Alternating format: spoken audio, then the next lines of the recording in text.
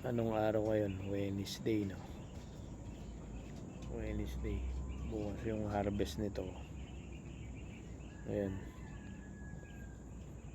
Nakakainip man kasi pumunta sa Pasig yung mga anak ko tsaka si Mrs. Nakakainip.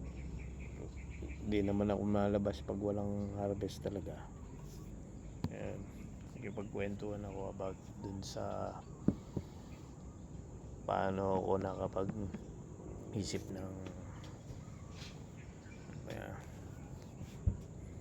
yung pagbablog-vlog na to. Kasi dati naisip ko lang, na-curious lang ako sa paggamit ng cellphone noon na may camera. Dati kasi wala naman eh. Ngayon, nung panahon na keypads pa yung gamit ko, wala pa akong interest sa pag-video na to. Pero way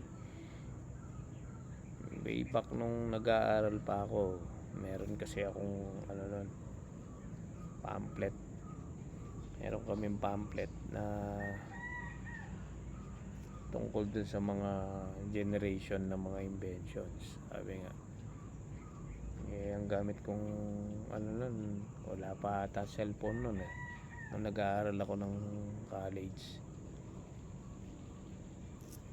nasa Maynila ako, natatawagan ko lang yung magulang ko nun through telephone. Merong mga telephone booth dito sa lugar namin nun. Tinatawag muna ang nanay ko bago ko siya nakakausap. Tapos dumating yung mga cellphone, yung mga di antenna cellphone, di keypads yan.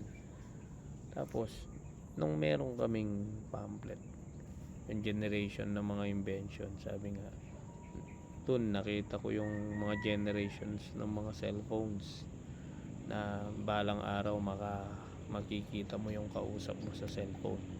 Ngayon, anong year na ngayon? Way back 1997, 98 yun. Ilang taon na rin. Ngayon, anong nangyari? Ayan, nakakausap mo na nga ngayon personal, nakakapag-video ka na, may camera ng cellphone. Lumabas talaga yun, no? Galing. Kaya nakita mo yung modern innovation at modern technology ng mga tao, sabi nga, nagagawa nila yung mga ganitong telecommunication ngayon na nakakausap at nakakapag-video pa.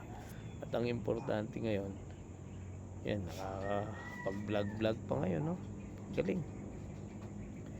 Kaya ako, ang pagbablog ko, ang alam ko, i-store ko lang yan.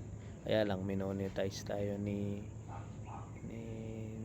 Meta at binigyan tayo ng mga earnings na paunti-unti. Kaya malaking pasalamat mo na rin yun. Nasa-save mo na yung mga video mo. Tapos naandun ka pa sa programang sa platform ni Meta, minonetize ka, edi para sa na yun, para sa akin na yun. Pero yung mga video compilation ko, merong earnings pang lumalabas. Kaya ako naman, ang pwedeng mga advice ko po ngayon, yung mga balak na gusto talagang nagbablog at gawing nila yung pag video tsaka pagko-content, sipagan nyo lang po. Kayo po ang magiging artista ng sarili nyong account. Kaya huwag ko kayong mahiya. Yung mga naiyang nagsasalita habang may nakarinig, mag voice over ho kayo. Sasanay din ho kayo dahan-dahan. Natin, kaya ko encourage ko kayo sa ganyan kasi galing lang ako dan. Tapos huwag po kayong magtanong din sa mga ibang content creator. May maiaambag ho silang pagtatanong sa inyo at mga pagsagot sa mga tanong nyo. Ako naman po, kung may konti naman po din akong kaalaman dun sa mga pwedeng itatanong nyo about bago ko narating itong pagbablog na to, may maiaambag din po ako. Kung magtanong lang din ko kayo, huwag lang ko kayong maiya. Kaya sa mga gusto mong maging vlogger, ano maging content creator na ganyan, huwag kong mahiya, sabi nga. Pinagkikinggan ako ni Tiger ko. Tiger. Ayan, i-push nyo lang yung yan at may mararating yan, sabi nga. Go, go, go.